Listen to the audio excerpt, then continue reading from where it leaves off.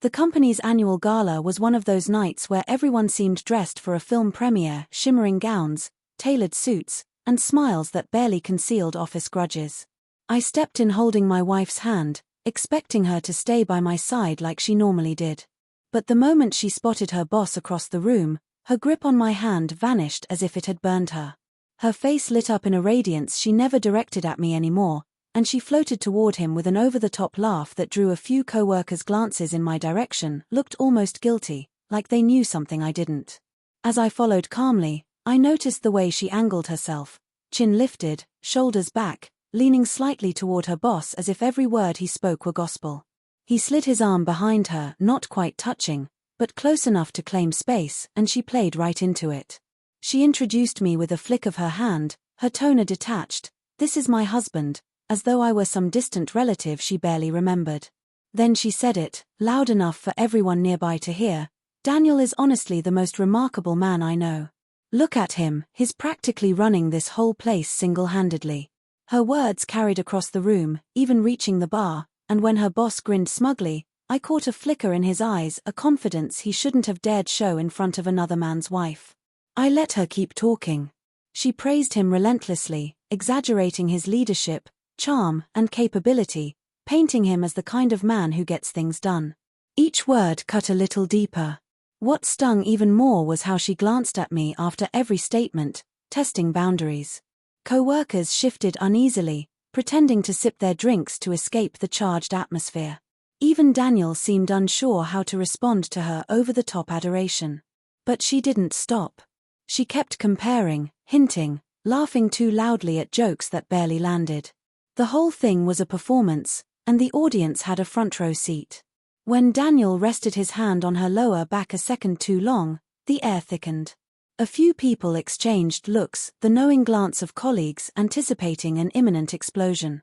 She didn't recoil. She leaned into it.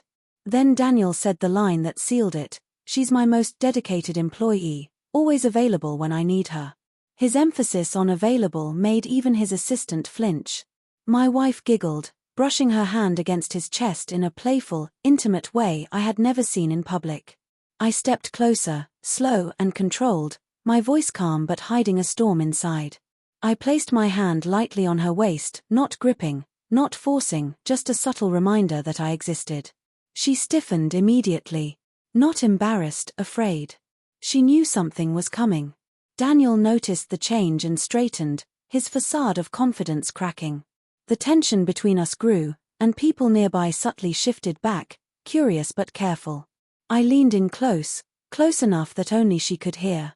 My breath brushed her ear as I whispered, calm as ice, "I know about the hotel, the texts, the deleted calls, and Daniel's email last night begging you not to tell HR."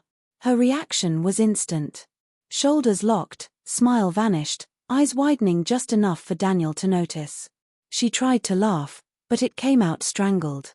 Color drained from her face as though her blood had disappeared. Then I turned deliberately toward Daniel. My voice didn't rise, I didn't need it. Calmness cuts sharper than rage.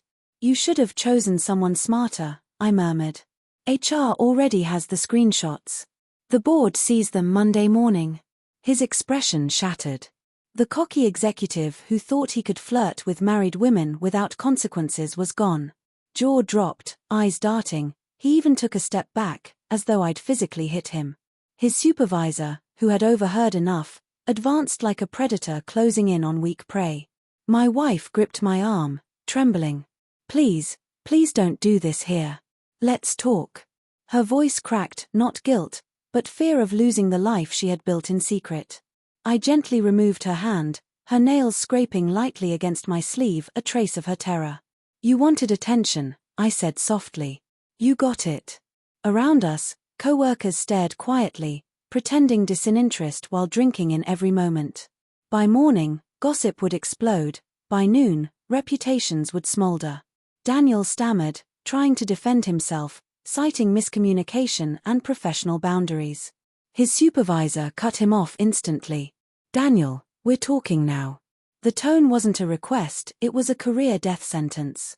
Daniel glanced at my wife, then at me, then at the exit, calculating the path of least damage. Too late.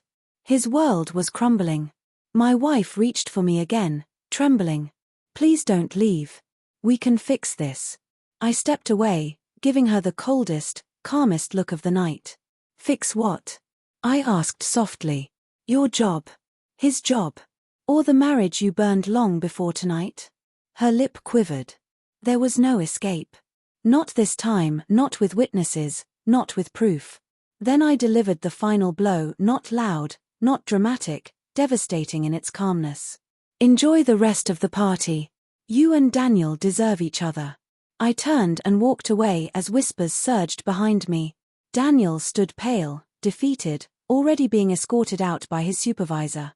My wife remained alone, surrounded by stares, judgment, and the ruins of the lies she built. She reached for me one last time, but I didn't look back. They sought attention. I gave them consequences. That night, I didn't just walk away, I left them with a truth they could never escape.